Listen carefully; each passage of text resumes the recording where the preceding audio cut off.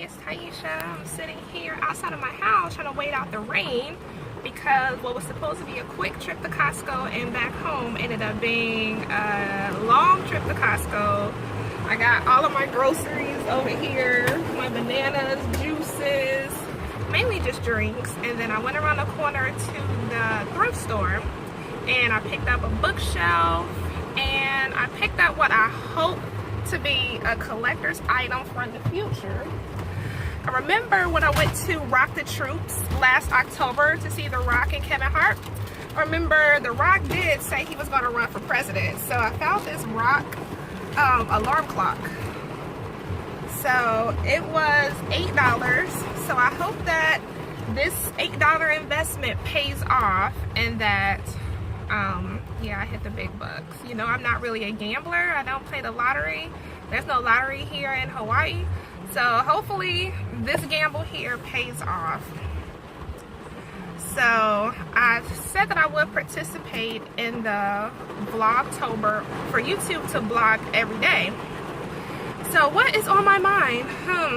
Well, today is Nat Turner's birthday. That's why I have on this shirt that I picked up at the Nat Turner Library last year for Nat Turner Day. It's actually been on the hanger since then. I know someone said if you're still wearing a straight out of shirt, you know, kick yourself, but you are a hater. I put this on because I wanted to and it looks nice and I don't really follow what anybody tells me to do. So stay in your lane. But I just want to talk about Nat Turner and just the history that is in Virginia.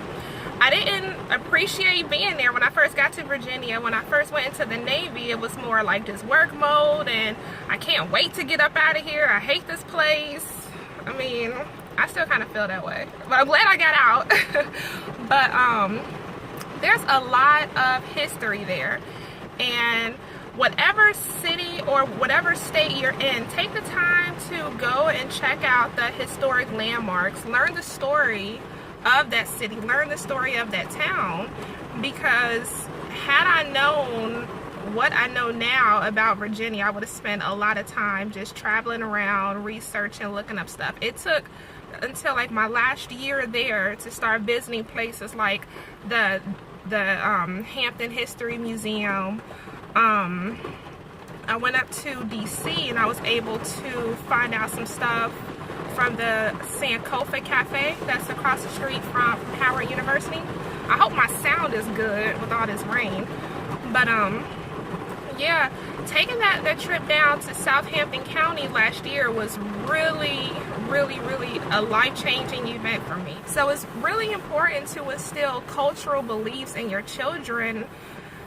Not only being African American, because I can only speak on that. I've only been African American my whole life, but as far as anybody, but most importantly African Americans, because this is history we don't get. We're usually given the few so-called historic leaders we get Martin Luther King, we have Rosa Parks, we get Colin Powell, Maya Angelou, and I'm pretty sure now the children in school now are getting Barack Obama.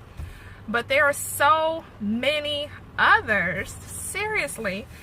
And so the trip down to Southampton County last year, the rain has let up just a little bit. So I'm going to finish this vlog inside, okay?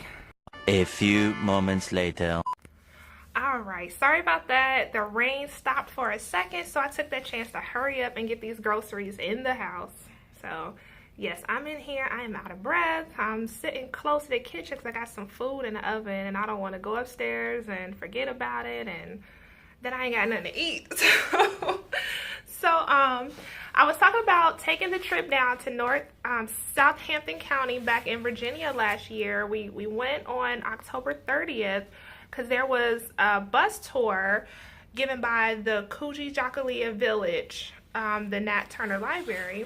And just let me tell you, I've been missing out. Like, I should have been doing volunteer service, everything while I lived in Virginia, because that place is awesome. It has so many books. You already know that I am a bookworm. So I was down there looking through all the books. A lot of them were out of print, so the price of them was up there. But it's like, if you want that knowledge, you want to have it to pass it down, you gotta pay for it. So what happened? So we had got down there, and of course on that drive we were passing all of the cotton fields and things that you don't see when you live in the Hampton Roads area the way I did for all of those years. So it just kind of takes you back, and in your mind as you're driving through those cotton fields, you're seeing your ancestors back there working. You see them back there against their will doing what they had to do. And so when we finally arrived, there was a bus that had came down with some people from Baltimore, and instantly it felt like being at a family reunion. We got an introduction about the village, about the library, and some history on Nat Turner. We got in the bus and we started driving. Our first stop on the tour was we had went to one of the churches. I forget exactly what happened at the church, but I believe that the Turner family attended that church. The Birth of a Nation by Nate Parker last year, there was some activity within a church setting on those lands. I'm not sure exactly what the relation was. But the next stop we went to see some of the structures that are still standing. Then I actually walked inside of one, and it was like a lot of debris outside. And when I saw people going in, I mean, it wasn't a lot of people like women and children and older people. You kind of have to be in shape to get in there. And I'm like, hey, I didn't fly all this way for nothing. I'm going in here. So I climbed up all this debris and I walked in. There was no floor, and just saw these things. The last time I had been in a historic plantation house was the In-View Plantation in Newport News, Virginia. An alarm had went off there, and so I had to go and secure the building, and that was my first time being in a plantation house. And the spirits are real there. Like you really feel a presence when you go into these structures and walk these lands. So in the meantime, it was a bus load of us, probably about 60 people. So we're scattered around, and behind this structure, once I left the house, there was a cotton field in the back. And you know how our ancestors, you know, were popularly known for picking cotton and working the cotton fields. So and I saw my son, he was out there. I took him with me, my son, his dad, and his bonus mom. We were there, and we're out there. We went through the motions of what our ancestors. So we're out here on one of the stops out here on the fields of where supposedly one of the revolts took place, where the Liberation Army went and began their revolt by killing, you know, the white people that put them through hell. So here's one of the houses, one of the structures that's still standing. Here we are. They got a cotton field right behind it, so we'll go ahead and grab one. And just imagine being out here all day doing this.